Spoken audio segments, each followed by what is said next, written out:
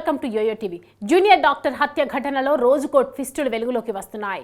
ఈ ఘటనపై దేశంలో ఇప్పటికీ కూడా నిరసనలను మిన్నంటాయి.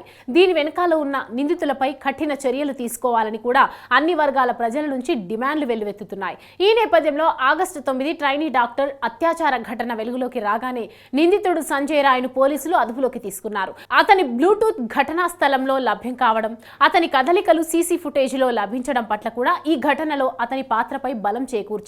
అంతేకాకుండా సంజయ్ రాయ్ను అరెస్టు చేసి పోలీసులు కోల్కతా కోర్టు ఆదేశాల మేరకు పాలిగ్రాఫ్ టెస్టును చేశారు. ఈ క్రమంలో నిందితుడు మొబైల్లో అశ్లీల వీడియోలు, అతను సైకో ప్రవర్తనపై కూడా అనేక ఘటనలు వెలుగులోకి వచ్చాయి.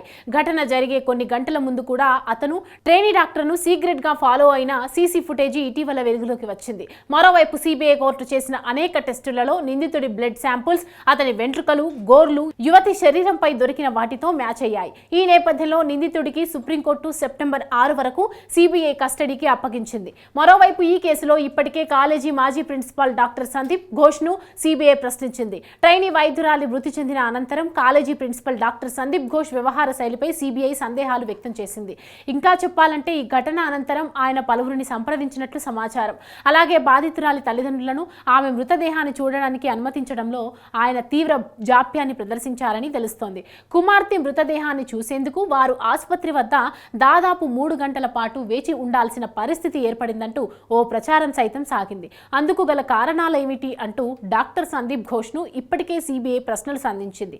ఈ క్రమంలో ఆయనతో పాటు మరో 4 వైద్యులకు పాలిగ్రాఫ్ పరీక్షలు నిర్వహించాలని సిబిఐ నిర్ణయించినట్లు తెలుస్తోంది. అలాగే ఆ రోజు డ్యూటీలో ఉన్న మరో 4 కూడా పాలిగ్రాఫ్ టెస్టు నిర్వహించాలని సిబిఐ చూస్తున్నట్లు సమాచారం. ఇది జరిగితే మరిన్ని అంశాలు వెలుగులోకి వచ్చే అవకాశం ఉంది. బయట మాత్రం ఘటన జరిగిన 20 రోజులు దాటి నిందితులను పట్టుకొని శిక్షించడం ఎందుకు ఇంత ఆలస్యం అవుతుందని ఆందోళనకారులు ప్రశ్నిస్తున్నారు. ఇదిలా ఉంటే ఈ ఘటనను బీజేపీ అడ్వాంటేజ్ గా తీసుకొని మమతా బెనర్జీ ప్రభుత్వాన్ని ఇరుకున పెట్టింది. అయితే దీది వ్యూహాత్మకంగా ఆ కేసును సిబిఐకి వెళ్లేలా చేసింది. అంతే, ఇప్పుడు ఆమె విశ్వరూపం చూపిస్తున్నారు. నిందితుడికి ఉన్నపలంగా ఉరిశిక్ష వేయాలని ధర్నాలు ప్రారంభించారు. తప్పంతా కేంద్రానిదే అన్నట్లుగా రోజు ఆమె ప్రకటనలు చేస్తున్నారు. దేశవ్యాప్తంగా పెద్ద ఎత్తున అత్యాచారాలు జరుగుతున్నాయని ఆమె అంటున్నారు. తాను ఈ అంశంపై లేఖ రాసినా స్పందించడం లేదంటున్నారు. కోల్కతా ఆసుపత్రి అత్యాచార ఘటన నిందితుడి విషయంలోనూ సిబిఐ నిర్ణయాలు కఠినంగా లేవని ఆమె అంటున్నారు. కేసు రాష్ట్ర ప్రభుత్వం చేతుల్లో ఉన్నప్పుడు బీజేపీ నేతలు ఇలాంటి రాజకీయమే చేశారు. ఎన్నో ఆరోపణలు ఎదుర్కొన్నారు.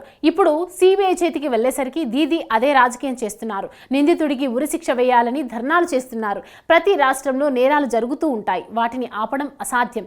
సమాజం అంటే అదే. అయితే ప్రతిదాన్ని రాజకీయం చేసుకోవడం మాత్రం మన దగ్గర ప్రత్యేకత. ఆర్జికర్ ఆసుపత్రిలో జరిగిన ఘోరంలో నిజమేమిటో తెలియదు కానీ ఆ నేరం చుట్టూ జరుగుతున్న ప్రచారంతో చేసిన రాజకీయం అంతా ఇంత కాదు.